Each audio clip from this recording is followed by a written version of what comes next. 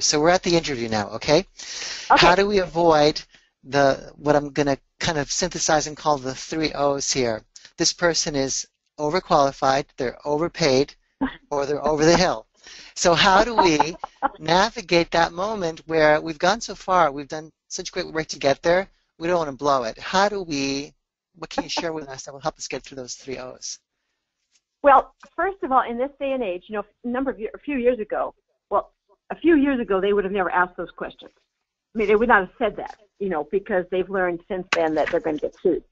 And the highest amount of discrimination cases, lawsuits in the United States for many years has been age, not anything else. So they're very careful about that. Your biggest challenge is that they are thinking it and they're not saying it. And it's really hard to deal with the lion in the woodwork, the lion in the middle of the floor we take care of. So you have to bring those issues up. So little things like overqualified. You tell a story. You tell a story about how much you have enjoyed, and gets back to the young person again. They're working with this young team of people who was developing something or going through a change process or something where it was innovative. And how much, what a dynamite group it was that brought together these people of backgrounds and different ages and perspectives. So you tell the story. Let the stories tell who you are, rather than you saying, here's what I am. Now I have a client who is, he really is in top physical condition, and he's 63. Okay, he looks terrific, but he never fails to say something about, boy, I'm a little tired this morning. I was running a marathon yesterday. That's a different. No, that's overachiever. But he drops whatever the issue is. He just drops it as casual conversation, And you talk about overpaid. They are going to assume, first of all, please, people, never reveal your salary expectations or your past salary history. It is no one's business but you and your tax accountant. And it is one of the scammy things that particularly HR people do, but also recruiters. They will ask you, well, what was your last salary? And your standard answer is, oh, I'm surprised you would ask, with your most innocent look.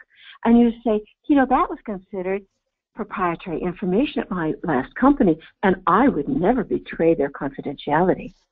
It happens to be true, but it's also, and they say, well, we have to have that information.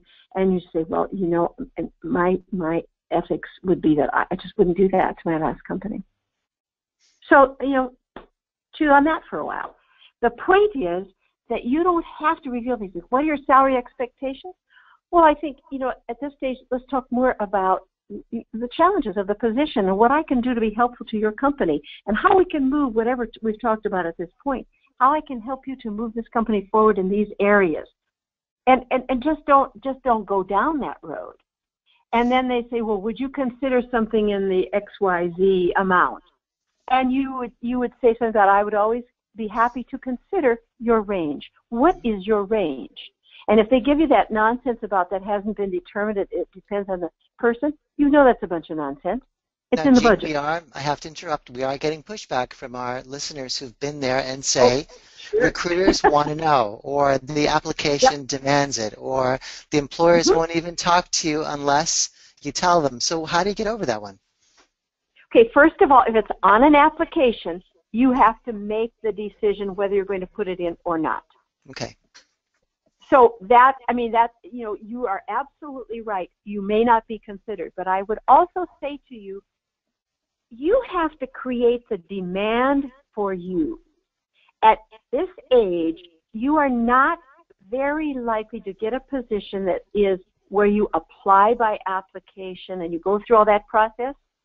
Where you are going to get your positions is by networking, by contacts, by direct approach to head honchos.